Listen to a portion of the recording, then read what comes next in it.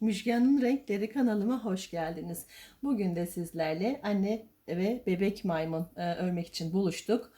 Çocuklarınız bunu çok sevecek. Bilhassa da kız çocuklarınız eminim ki çok sevecekler. Bu sevimli maymunumuzun, annemizin hemen size boyunu ölçmek istiyorum. En çok merak edilen şeylerden birisi amigurumi'de ölçüler, ne kadar büyüklükte olduğunu annelerimiz, örecek hanımlar merak ediyorlar. Şöyle tutumda 44 santim anne maymunumuzun boyutu.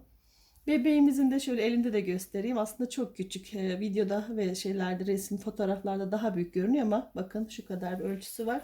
Hemen onun ölçüsünü de vereceğim size.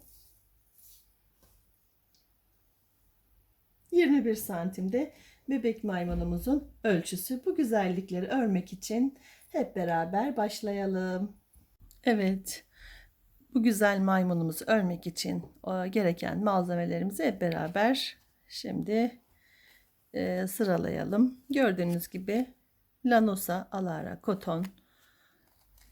Şöyle hemen ip numarasını da görebiliyorsunuz. Bu krem ağzı, kulakları, ellerinin, ayaklarının uçları için kullanacağım. Bu da kahvesi. Şöyle numarasını size göstereyim. Şöyle özelliklerinde 50 gram, 140 metreymiş. Bu ipimiz. Bu kahverengi ipten 2,5 adet ördüm ben anne ve bebek için 2,5, yani şu tamdı, bunun tam yarısı gitti. Şimdi bir diğerini öreceğim için tam net bir rakam söyleyebiliyorum size. 2,5 adet kahverengi, 50 gram ama 140 metre, bakın bu çok önemli. 140 metre, bu 110 olur, 100 olur, 150 olabilir ama 140 metrenin altında olursa yetmeyebilir. Benim bu markada bu. Yani siz bence 3 adet zaten hani aldığınızda 3 adet alacaksınız. Büyük ihtimalle yetecektir. 50 gram olarak hesap edin. 100 gramlıksa 2 tane 100 gramlık. Mesela ben Alize Cotton Gold daha çok kullanıyorum. Ondan mesela 2 tane ip bence bu maymunla anne ve bebek maymunu örmek için yeterli olacaktır. Bunu da dediğim gibi ayaklarının, ellerinin uçlarında, kafasının, burnunda, gözlerinde, kulaklarında kullanacağım. Renklerim bunlardı. Hemen tığımı söylemek istiyorum. Tığ en çok sorduğumuz sorulardan bir. Sizlerden de bana bununla ilgili soru geliyor. Şu şekilde tam netlemesini bekliyorum. Evet. 4 numara ve 2,5 milim, gördüğünüz gibi. Ben her örgüde bu tığı kullanıyorum. Başka hiçbir tığ kullanmadım. 4 numara 2,5 milim. 4 numara 2,5 milim tığ kullanıyorum. Birazcık sanırım bu iri olduğu için benim örgülerim de iri düşüyor. Herhalde küçük numarayla örersek daha minik elde edebiliriz. Yani birkaç santim daha düşük boyutta olabilir. Benim kullandığım tığ, her zaman bunu kullanıyorum. İşte kesmek için de makasımız, dikmek için bir büyük iğneye ihtiyacımız var. İçine koymak için de boncuk, elyaf, işte 250 gram, yarım kilo alırsanız bunu yeteri kadar, işte dolana kadar koymak için yeterli olacaktır. Ve göz kullanacağız annemiz için, bebeğimiz için. Arka vidaları şöyle hemen ayırayım. Şu şekilde. Ben bunların da santimlerini size söyleyeceğim.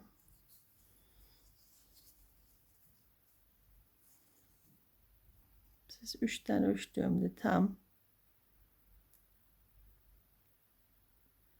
8 milim. Sizler de net görüyorsanız evet, ya da 9 milim. Evet, 9 milimlik bebeğimizin gözü. Annemizin göz için kullanacağımız büyüklükte 11 milim. Şu şekilde bakarsanız birazcık taşıyor. Evet, 11 milimlik göz kullanacağız. Başka da bir şeye ihtiyacımız yok. Arkadaşlar, örmeye geçelim. Evet, anne maymunumuzun kafasını örerek başlayacağım ben. Gördüğünüz gibi sihirli halka yaparak hemen başlıyorum. ipi aldım. Sihirli halkayı her videomda gösteriyorum ama bu sefer tekrar yeni başlayan ve ilk defa görenler için bir daha göstermek istiyorum. Şu şekilde işaret parmağıma doladıktan sonra diğer parmağımdan orta parmağımın dışına doğru 2 defa doladım. Evet. Şu şekilde bir görüntü. Aradan ipi tığımı takıyorum. Diğer ipi alıp çekiyorum ve tekrar bu şekilde sıkıştırdım. Hemen bir daha yapalım. Aldım ipimi. Dıştan doladım. Şurada çok fazla ip kalmasın. Şu ipimiz çok fazla olmasın. Tutuyorum. Aradan tığımı geçtim. İkisini birden alttan alıyorum. Tığıma bakın yukarıdan doluyorum. Çektim ve burada bir kez içinden geçiyorum. Sabitliyorum halkamı. Çıkarttıktan sonra da şu şekilde bir görüntü. Hemen bunun içine bu sıkıştırmayı saymıyoruz. 1 sık iğne, 2 sık iğne, 3, 4, 5 ve 6 adet sık iğne yapıyoruz. Şimdi buradaki bu ipimin tutup çektiğimde hangisi kısalıyorsa şu kısalıyor. Bunun arkasından tutup çekiyorum. Çok sıkıştırmadan da bakın şöyle görüyorsunuz bütün sayıları.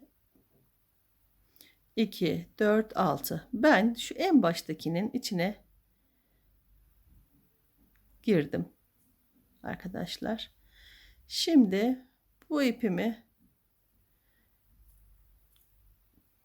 iyice bunu çektikten sonra şu ipimi çekmeye başlıyorum ve iyice sıkıştırıyorum. Sonra hemen aradan tutup çektikten sonra CC tekniği deniyor. İlmek kaydırma deniliyor. İlmek kaydırmayla aradan kaydırdım.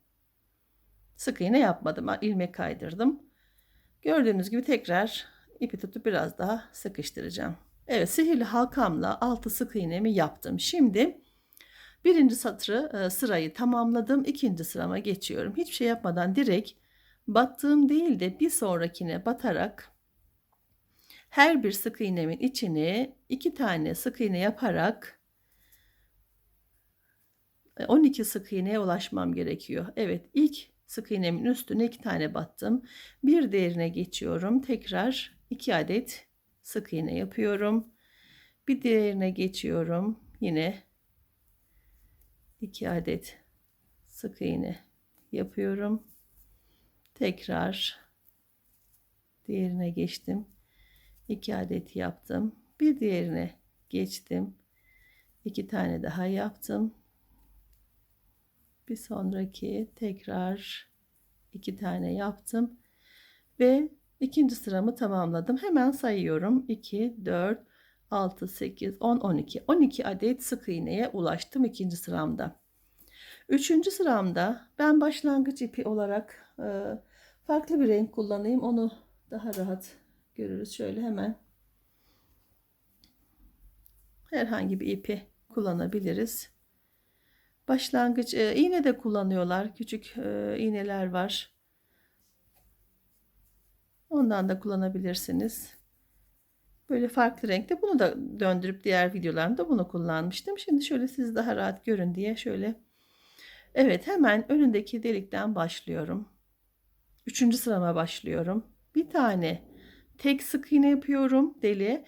Bir diğer deliğe, bir sonraki deliğe çift yapıyorum. Bir sonrakine tek yapıyorum. Bir sonrakine çift yapıyorum. Bir sonraki tek, bir sonraki çift. Bir tek, bir çift, bir tek, bir çift şeklinde başlangıç ipime kadar geleceğim arkadaşlar. Şimdi buraya ne yaptım? Evet, çift yapmışım. Tek, çift, tek, çift, tek ve çift. Şu anda 18 adet sık iğneye ulaştım. 3. sıramda 1 2 3. sıramdayım. 18 adet sık iğnem oldu. Bir sonraki sıraya geçiyorum. Başlangıç ipimi çektim. Yine bu araya koyuyorum. Ve tekrar başladım. İlk sık iğnemin üstünden bir battım, tek. Bir sonrakine yine tek batıyorum. Bir sonrakine çift batıyorum. Evet arkadaşlar, gördüğünüz gibi 6 sık iğne sonraki her bir deliğe çift batarak 12'ye ulaştım. 3. sırada ise bir tek bir çift yaptım. 4. sırada 2 tek bir çift yapacağım. 2 tek yaptım.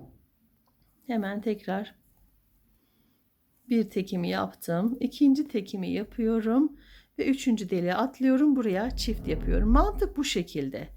Yani her sırada bir tane artırarak bir tek bir çift, iki tek bir çift, üç tek bir çift diye halkamızı, bu örgümüzü büyütüyoruz. Yuvarlağımızı büyütüyoruz. Çiftimizi yaptık. Tekrar bir tek, iki tek, üçüncüyü çift yapıyorum.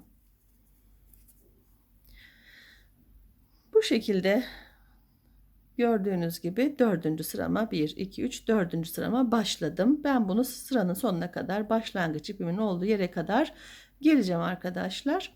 5. sıramda ne yapacağım? 5. sırada 3 sık iğne, bir çift, 3 tek bir çift.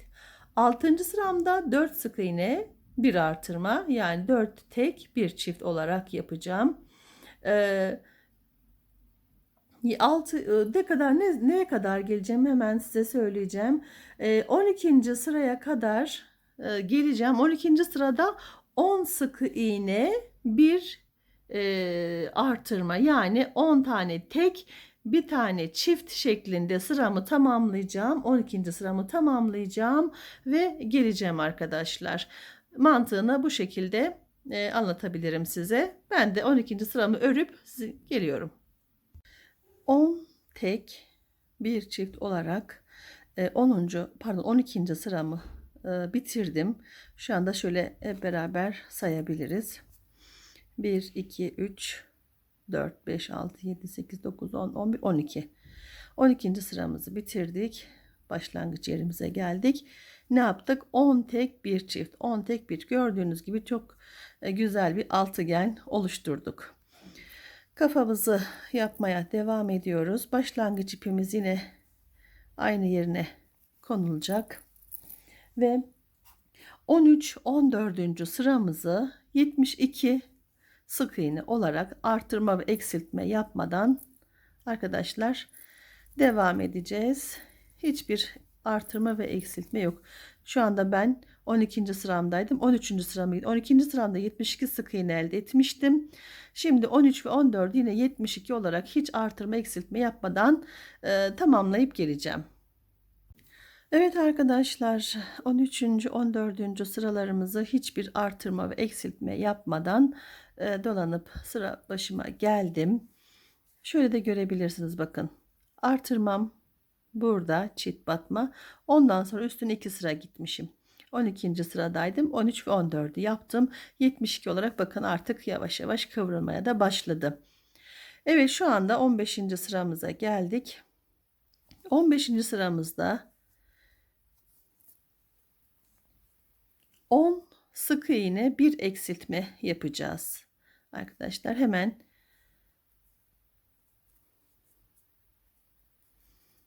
gösteriyorum. 1 sık iğne, 2 3 4 5 6 7 8 9 10 tane sık iğnemi yaptım. Şimdi iki tane sık iğnemizin kafasına batacağım. Şu şekilde tek taraflarını alacağım. Bakın, bir bunu, bir önündekini. İkisinin de tek taraflarına batıyorum. Çekiyorum ve sık iğnemi yapıyorum. Bu şekilde 1 2 3, 4, 5, 6, 7, 8, 9, 10. Şimdi yine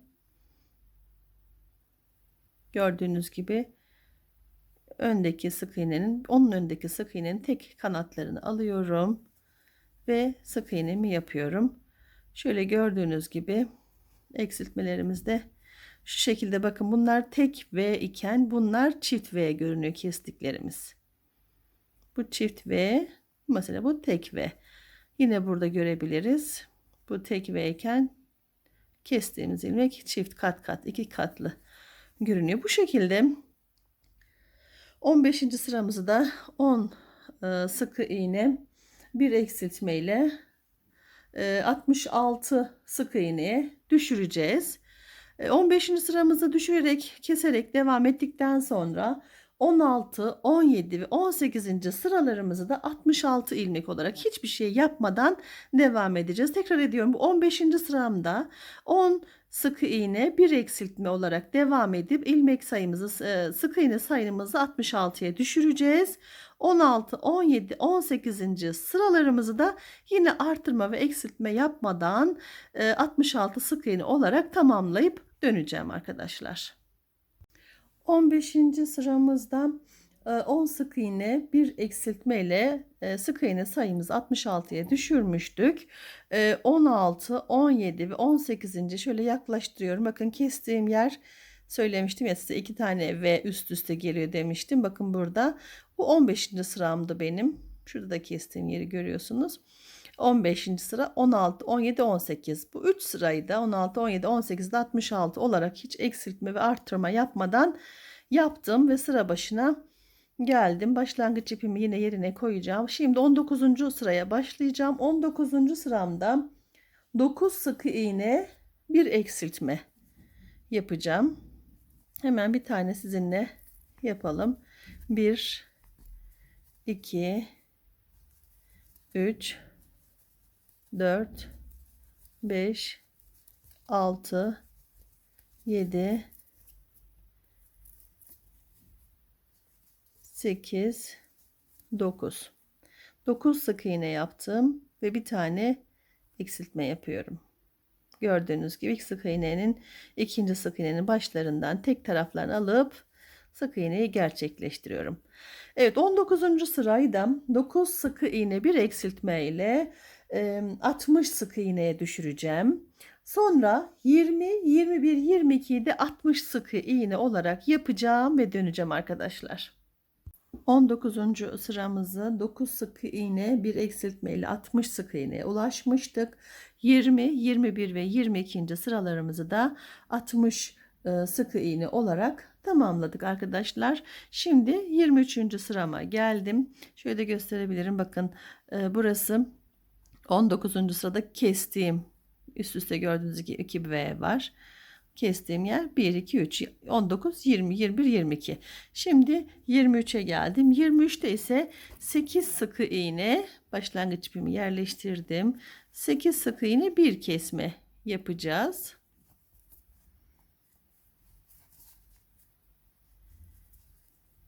Bir, 2, 3, 4, 5, 6, 7, 8 ve eksiltmemi gerçekleştirdim. Bu şekilde 8 sık iğne bir eksiltme olarak sıra sonuma, sıra başıma gireceğim. Bundan sonra da 24, 23 bu şekilde gidiyorum. Eksiltmemi yapacağım. 54 sık iğneye düşeceğim. Sonra 54 sık iğne olarak 24, 25, 26. sıraları da o şekilde örüp geliyorum arkadaşlar.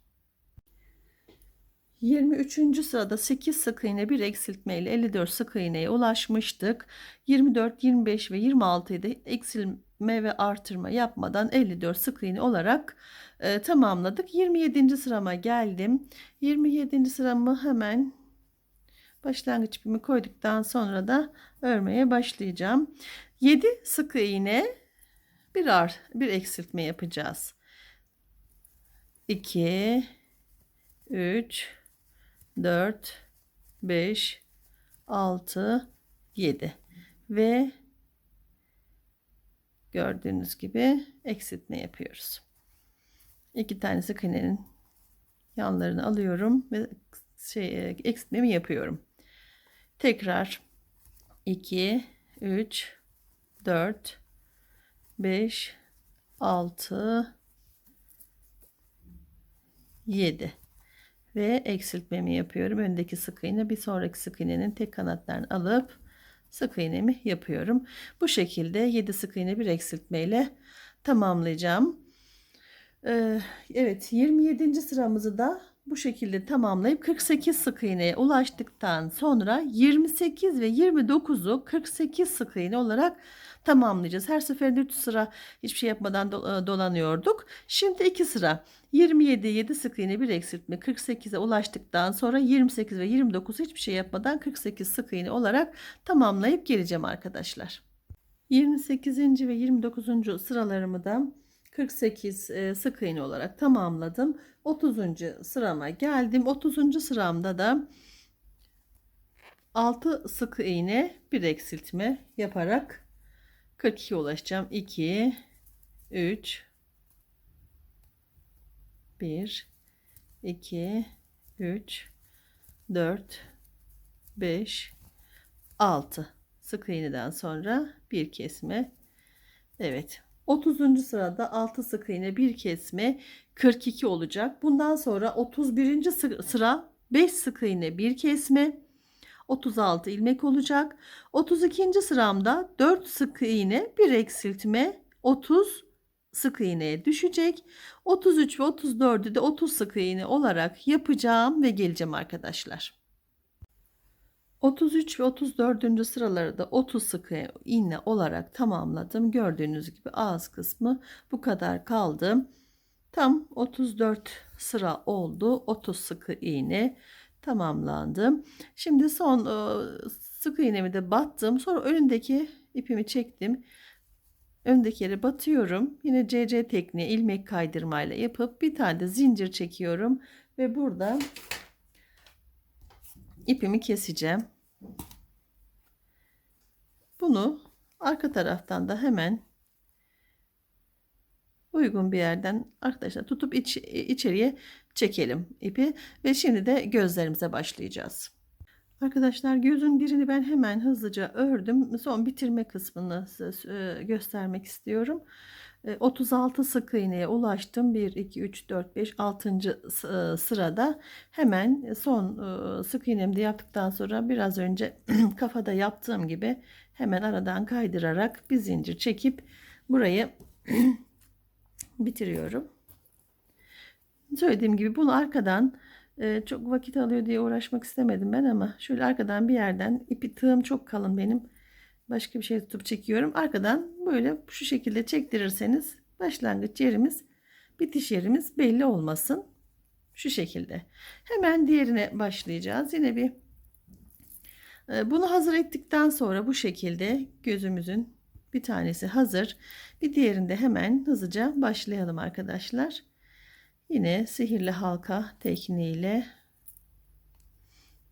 rahatça yavaşça göstereyim. Hızlı olduğumu söylüyorlar. Ben alışkanlık yapmış unutuyorum, hemen hızlanıyorum. Evet, gördüğünüz gibi dolama tekniğimi yaptım. Aradan geçtim. İpimi dolayıp aradan tekrar çekiyorum ve bunu sabitliyorum buraya. Elimden çıkartıyorum. Sonra bu sabitlediğimi saymıyorum. Şimdi yapacaklarımdan başlıyorum. 1 2 3 4 5 6 sık iğne yaptım. Şimdi ucundakini tutuyorum ve çekiyorum. Şu ipim kısalıyor. Bu kısaldığı için ilk bunu çekip burayı bir gördüğünüz gibi küçülttüm. Diğer ipimi çekmeden evvel tığım dediğim gibi kalın olduğu için hemen her yerde batamıyor. Bunu bu şekilde yaptım ve bakın bekliyorum. Şimdi bu ipi tutuyorum. Hepsini sıkıştırıyorum. Sonra ipimi tutup aradan çekiyorum. CC tekniğiyle aradan bu şekilde kaydırdım.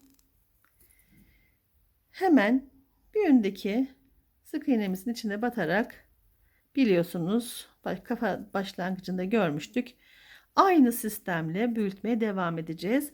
Bu sıramızı 12 sık iğneye, her bir sık iğnenin içine 2 tane batarak 12 sık iğne elde edeceğiz.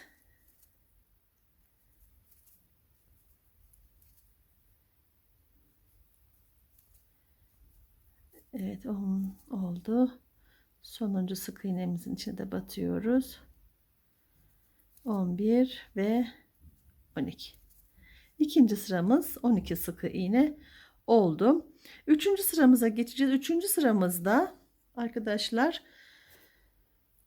bir sık iğne, bir tek bir çift, bir tek bir çift sık iğne yaparak 18 sık iğneye bir tek yaptım. İkinciye çift yapıyorum. Tekrar bir tane yaptım. Diğer birine çift batıyorum. Bir tek bir çift olarak 18 olacak. Üçüncü sıramız 18 olacak. Dördüncü sıramız 24 olacak. Beşinci sıramız 30 olacak. Altıncı sıramız ise 36 olacak. Yani bir tek iki çift, iki tek bir çift, üç tek bir çift, dört tek bir çift olduğunda 36'ya ulaştığımızda ben tekrar döneceğim. İkinci gözümüzü de yine bir tek bir çift, iki tek bir çift, üç tek bir çift, dört tek bir çift yaparak 36 sık iğneye ulaştım. 1, 2, 3, 4, 5, 6 sırada 36 sık iğne oluştuktan sonra başlangıç ipimi çekiyorum. Ve burada bir tane, hemen bir saniye, şöyle bir ilmek kaydırdım. Bir tane daha ilmek kaydırıyorum. Gördüğünüz gibi şimdi bir tane sık iğne yapıyorum burada. Sonra yalancı sık iğne dediğimiz, arkadaşlar, bunu yalancı sık iğneye başladığımızda yine bu ön taraftan batarak yapacağım. Katlanmasını istiyorum. Bu tarafa doğru katlanmasını istediğim için. Evet, bir tane yalancı sık iğne yaptım.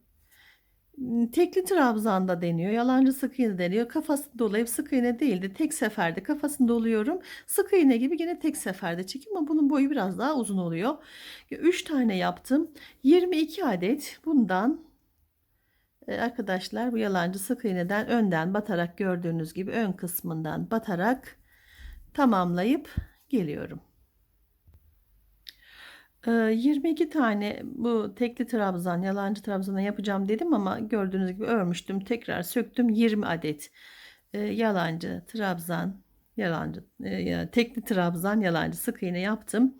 Gördüğünüz gibi burada 2 tane ilmek kaydırma yaptım, sonra bir tane normal sık iğne yaptım, sonra tekli trabzan yaparak, bakın, tek tarafından battım ve şu görüntüyü elde ettim. Şu şekilde bir görüntü elde ettim. Hemen diğer gözümüzü alacağım elime. Şurası altta kalmasını istiyorum. Burnun içine girecek orası. Ve şuradan kafasını doluyorum. Ve bu ilmeğin buradan, bakın, batarak çekiyorum. Bu şekilde burayı da yapacağız arkadaşlar. Tek trabzan yaparak yine 20 adet yapalım.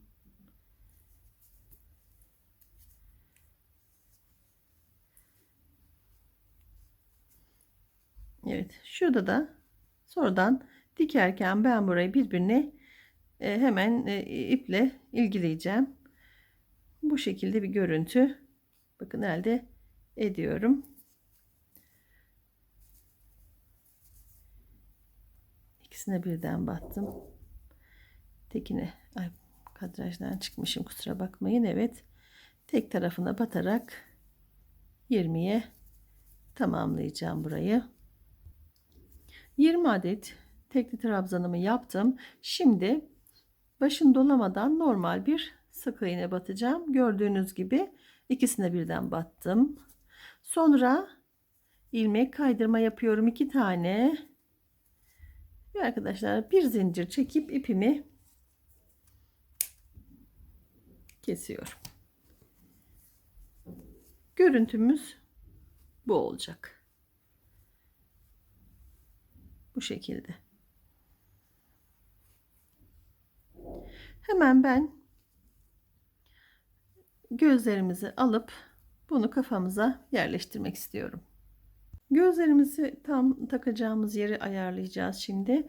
Başlangıçtan saydığımda 16. sırada tam şuraya bakın arkadaşlar. Birazcık da genişlettim. Buraya gözümüzün tekini getireceğim. Diğer gözümüzü de hemen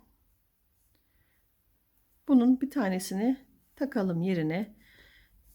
Ortası çok sıkı olduğu için, çok ilmek çektirdiğimiz için, evet, düğmelerimizi, pardon, gözlerimizi yerleştiriş. Ortası biraz önce de söylemiştim, çok sıkı olduğu için oraya batma imkanım çok zor benim. Hemen yanındaki deliğe batıp birazcık genişletiyorum. Bu vidalı bir göz olduğu için bunu gözün içine veya ilmeklerin arasına takmak bayağı bir zor oluyor. Evet, şu şekilde bakın yerleştirdim. Diğer bir gözümü de hemen takayım. Onu da aynı şuradaki bir üstüne yapmıştım. Buraya yapacağım. Tam ortası değil, bakın orta delik burasıydı. Ben bir üstüne yapıyorum.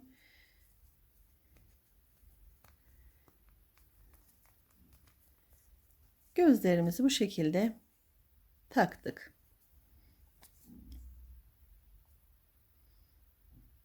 Şimdi bunu ilk belirlediğim gözün hemen yerine yerleştireceğim.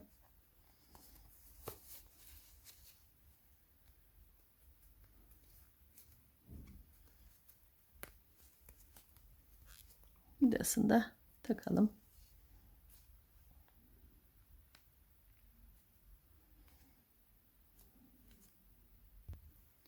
Evet, bir tane gözümüzü yerleştirdim. Vidasını taktım arkadan. İkinci gözümüzü, bunu bakın bu şekilde yanına sabitliyorum. Güzelce. Şimdi burada bu gözü nereye takacağımızı belirleyeceğim. Yine tabii ki 16. sıramızı belirleyeyim. 1, 2, 3, 4, 5, 6, 7, 8, 9, 10, 11, 12, 13, 14, 15, 16.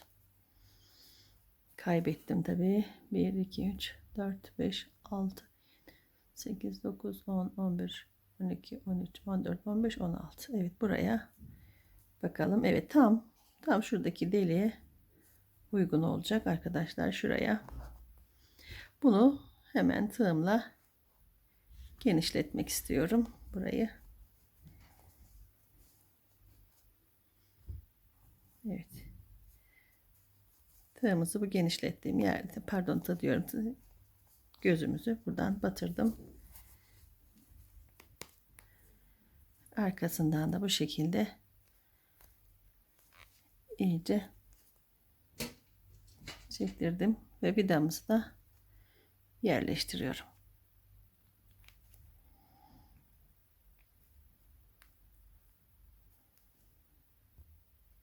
Evet, bu gözü de yerleştirdim. Gördüğünüz gibi burayı da böyle, burayı dikerken gözümüzü birleştireceğiz. Ve şimdi elyafımızı, biraz elyaf dolduralım. Evet, elyafımızı dolduralım içine.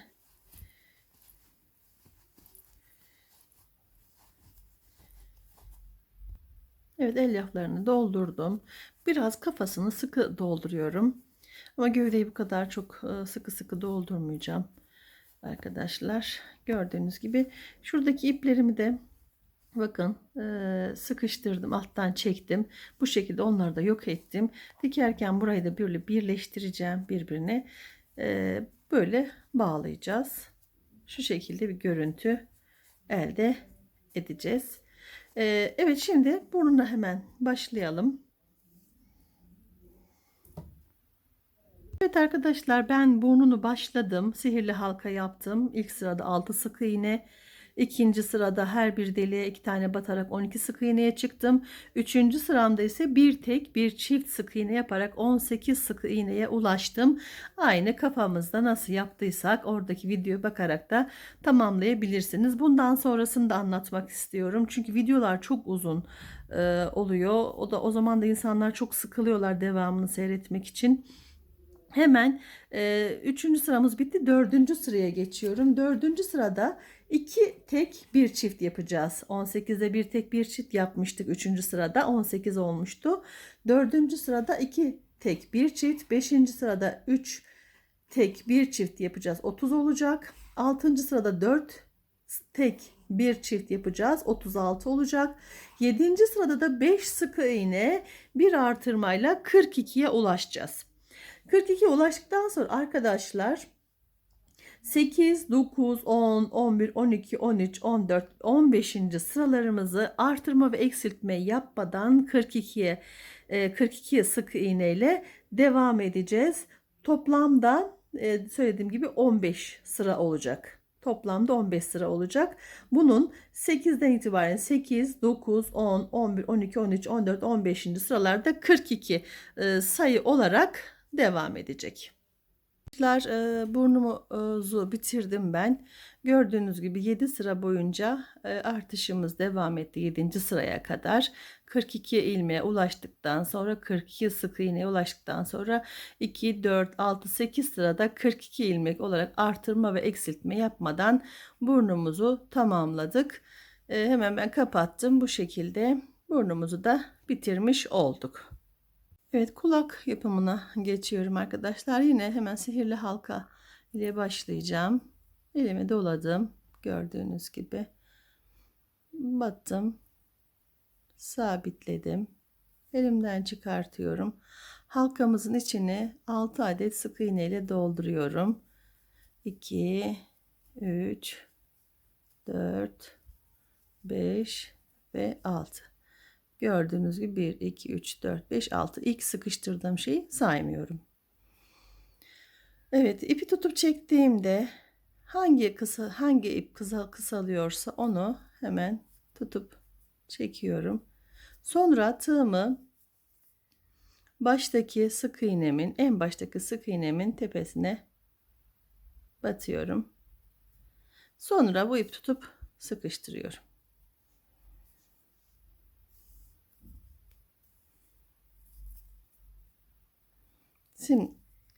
Şimdi de CC tekniğiyle ilmek kaydırmayla birinci sıramı tamamladım. İkinci sıramda ise her deliğe çift batarak 12 sık iğneye ulaşacağım. 4, 6, 8, 10 ve 12. Görmüş olduğunuz gibi ikinci sıramı da tamamladım. Yine başlangıcımızı belirtme ipimizi koyuyorum yerine. Üçüncü sıraya geldiğimde rutinler her zamanki amigurumi tekniğin hep aynı şekilde devam ediyor. Bir tek bir çift. Üçüncü sıramızda bir tek bir çift. Bir sık iğnenin tepesine tek batıyorum. Bir tek, iki çift, evet, diğerine çift batıyorum. Bu şekilde sıra sonuna geliyorum. Üçüncü sıramızı da bir tek bir çift olarak tamamladık. 18 adet sık iğnemiz oldu. Dördüncü sıramıza geldiğimizde ise 2 tane tek, her deliğe bir tane battım gördüğünüz gibi. Diğerine çift batacağım. Üçüncü deliğimize çift batıyorum. 2 tane tek batıyorum. Üçüncü deliğimize çift batıyorum. Bu şekilde sırayı tamamlıyorum. Dördüncü sıramızı tamamladık. 2 tek bir çift olarak yaptık ve ilmek sayımız, sık iğne sayımız 24 oldu arkadaşlar. Beşinci sıramıza geldik şu anda. Bakın 1 2 3 4'ü tamamladım. Beşinci sıraya geldim. Beşinci sırada ise 3 tek bir çift olarak tamamlayacağım. Altıncı sıramda 4 tek bir çift 36 sık iğne olacak. Yedinci sıramda 5 sık iğne bir artırma bir çift yaparak 42 sayıya ulaşacağım. Sekizinci sıramda 6 sık iğne bir artırma, yani 6 tek bir çift yapıp 48 sık iğne sayısına ulaştığımda halkamı devam ettirerek 8. sıramda 6 sık iğne bir artırma yapıp 48 sık iğneye ulaştığımda döneceğim arkadaşlar. Evet, 8. sıramızı tamamladım arkadaşlar. 6 sık iğne bir çiftle, 6 tek bir çiftle 48 adet sık iğne elde ettim şu anda. 8. sıramın da sonundayım. 9. sırama geldiğimde artık tekrar küçültmeye başlayacağım halkamızı, dairemizi. Hemen batıyorum, bakın eksiltmeye geçeceğim. 9. sıraya başladım. 2 3 4 5 6 sık iğne bir eksiltme, şöyle bir eksiltme yapıyorum, bakın şu şekilde 2 tane sık iğnenin tepesinden tutuyorum ve kesiyorum.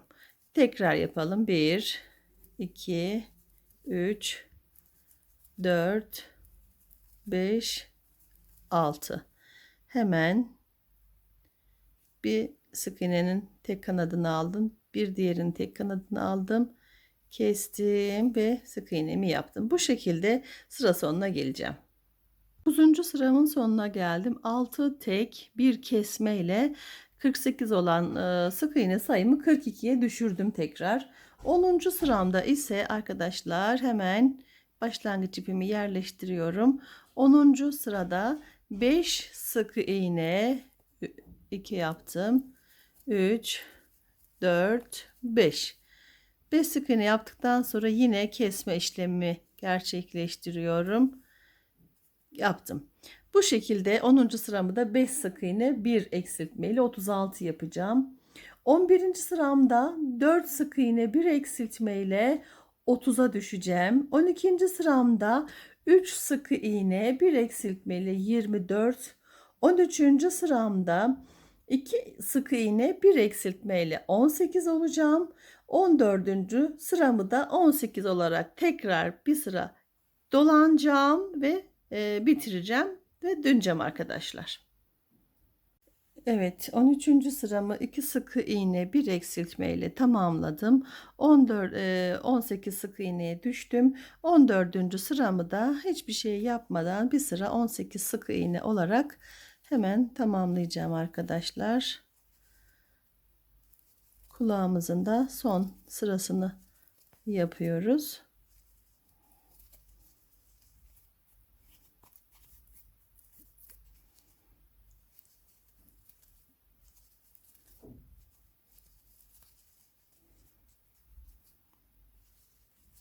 Biraz büzüldüğü için tabi örmesi zorlaşıyor.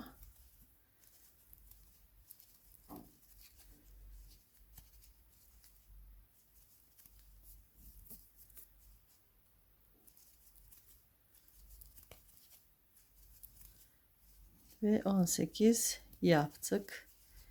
Şimdi ipimi çektim. Yan tarafa batıyorum. İlmek kaydırma yapıp bir zincir çekip ipimi kesiyorum. Bunu sonra içinde kaybedeceğim.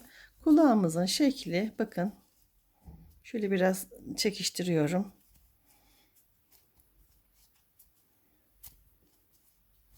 Hatta şu bağlama yeri, bakın kestiğim yeri de şöyle tam uca getirirsem, evet, kulağımız bu şekilde. Burnumuz burada. Ben diğer kulağımızı da örmüştüm. Hemen onu da, yüzümüzün hatları tamamlandı. Arkadaşlar hemen dikme işlemine başlayalım.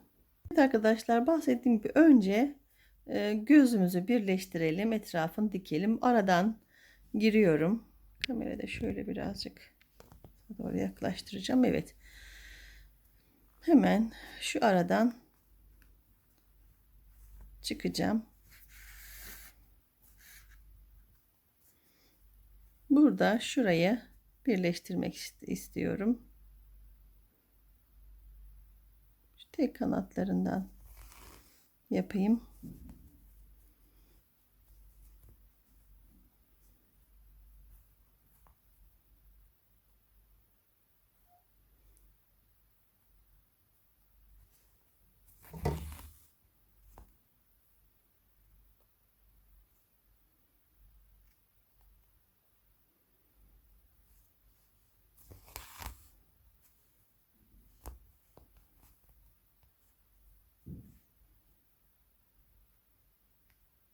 Bunu ikisini aldım. Şöyle. Bunu da ikisini aldım.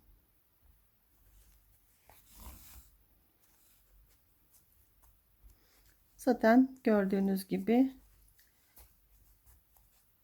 trabzanlarımızın başına geldik. Orayı da bir tane şöyle ikisini birleştirelim. Bir şuradan.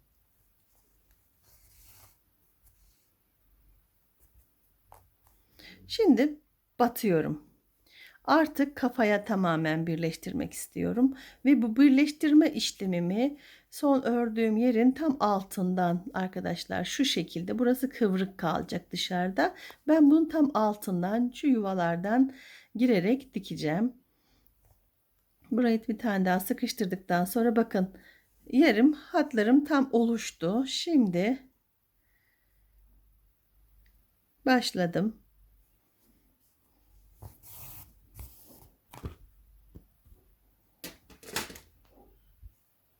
Evet. Şu elimin altındakileri de bir çekeyim. Takılıyor onlara çünkü. Hep bir sonrakinden bir arkadakine batarak şu şekilde boşluktan çıkıyorum. Sıkıştırdım. Bir öncekinden batıp iki sonrakinden çıkıyorum. Ve kafaya kahverengiyi birleştiriyorum.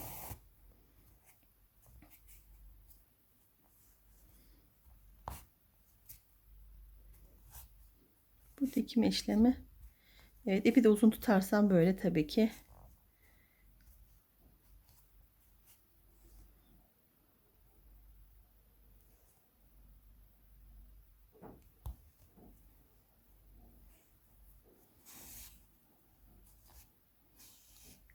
Evet.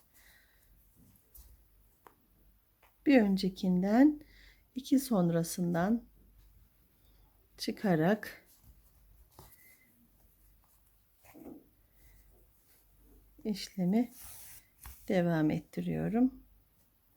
Tekrar bir öncesinden iki sonrasından çıktım. Tekrar bir öncesi, ipliğim nerede? Burada. Bir öncesinden batıyorum delikten. İki delik sonrasından çıkıyorum. Yine bir önceki delikten batıyorum. İki sonrasından çıkıyorum. Bir öncesi, iki sonrası. Gördüğünüz gibi bakın burası döndü. Bu şekilde şuraya kadar dikip geleceğim. Evet, buraya kadar diktim. Aynı işlemi şuralarda da uyguladım. Ve karşı göze geçtim. Burada da aynı. Bir öncesi, iki sonrası. Bir öncesi, iki sonrası. Buralar benim sık iğne olan kısımlarım. Bakın burada başlayacak. Normal birli trabzanları burada trabzanlara geldiğim anda bir alt sıradan dikmeye başlayacağım. Evet. Zaten sıram hiç değişmiyor. Orada bir tane yükselttiğim için bakın trabzanlara geldim. Alt kısmından devam ediyorum.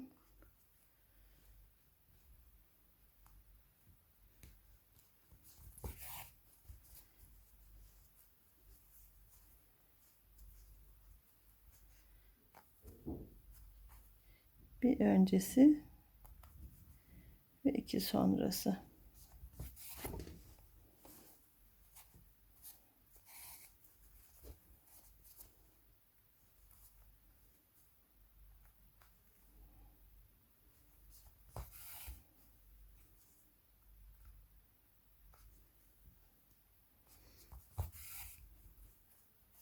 Burayı da buraya geldiğimde bitireceğim ve burnu yerleştireceğim arkadaşlar.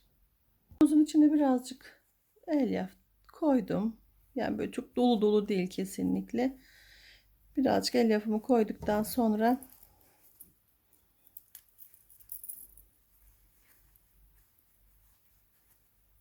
tam yerleştireceğim yeri sabitleyeceğim.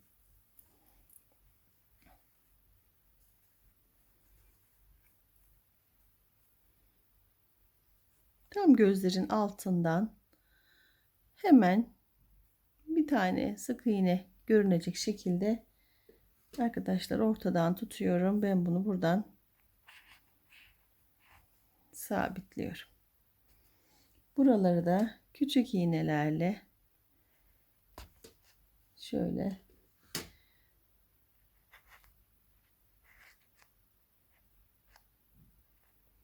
dikeceğim yerlerden değil de bir üst sık iğnelerden sabitliyorum.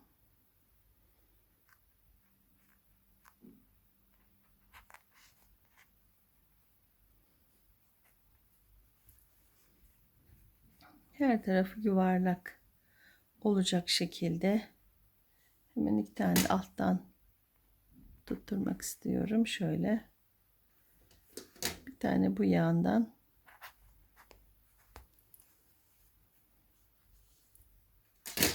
bir tane de buradan şöyle baktığımda her yeri eşit görünüyorsa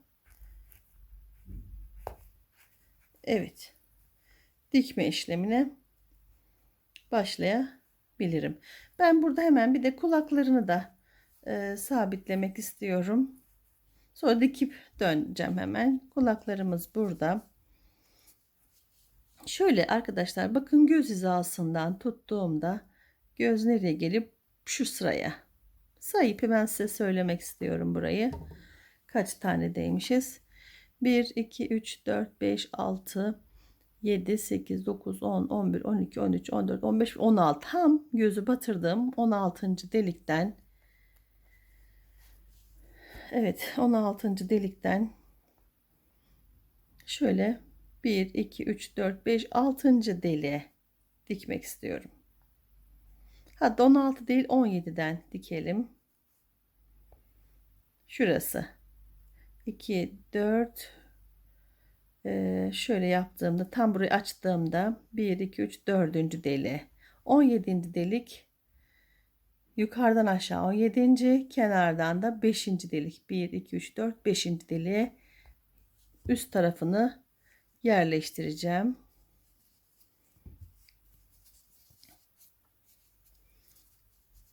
Şu şekilde şöyle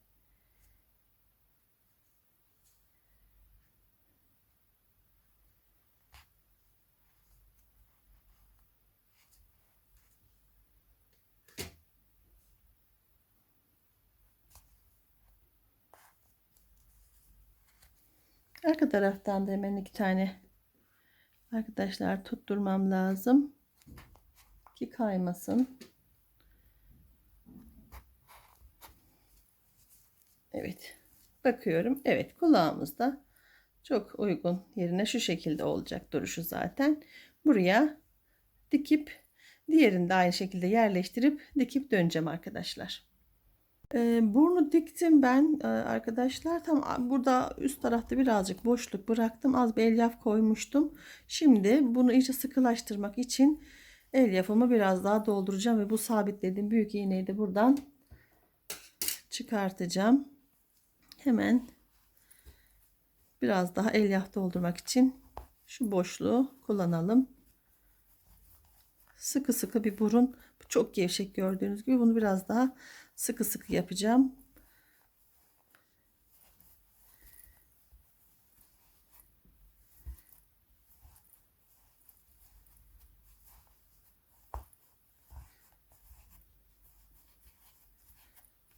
Hemen hemen hepsini de aldı gördüğünüz gibi. Hala boşlukları var. Şu iğnemi de alayım buradan.